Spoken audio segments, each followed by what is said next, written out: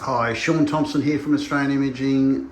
We're here at Hawkesbury Dentistry to talk with Dr. Steve Cross. How are you, Steve? Terrific, Sean. Welcome back out to the Hawkesbury. Wonderful, thank you. You double as the Australian Imaging cone beam CT trainer. So today we wanted to go through some data sets from the Edge cone beam CT.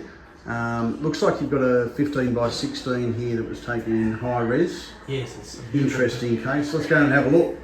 This is a terrific picture. The patients had a few issues they were looking at, but specifically the retention of tooth 5-3, the deciduous upper right canine, and it's probably you often see in young people or early 20s they've had these retained canines and they need to be dealt with somehow. So he's got the adult canine is lingually placed and blocked out because of it.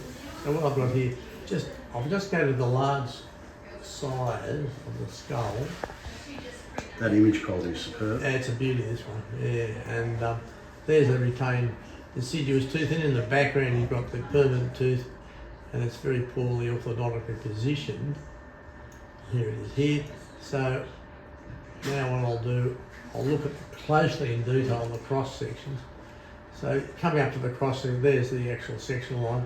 And looking at the cross-sectional picture, you can see quite a bit of root still there hanging on to this, but the orthodontist would want to track this into position.